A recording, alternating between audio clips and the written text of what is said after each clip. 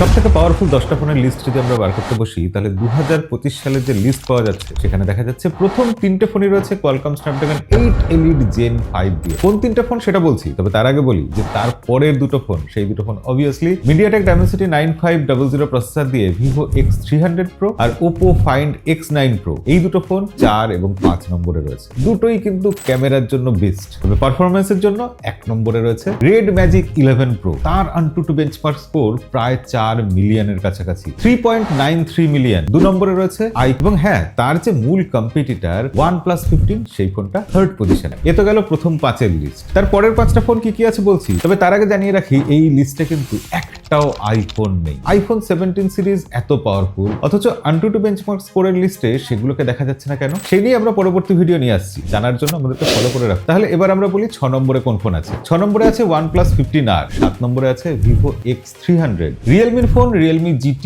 8 Pro, সেই phone আছে 8 নম্বরে। হ্যাঁ, Samsung Galaxy S25 Ultra সেটা 9 নম্বরে জায়গা করে নিয়েছে। আর 10-এ আমরা দেখতে পাচ্ছি দুটো ফোন, একটু পুরনো ফোন, যুগ্মভাবে আছে, iQOO 13 আর OnePlus 13। আপনাদের কারোর কাছে এই ফোনটা থাকলে কমেন্টে লিখে জানাবেন। এই লিস্টের কোনো ফোন আপনার বন্ধুর কাছে যদি থাকে, তার সাথে ভিডিওটা শেয়ার করতে ভুলবেন না।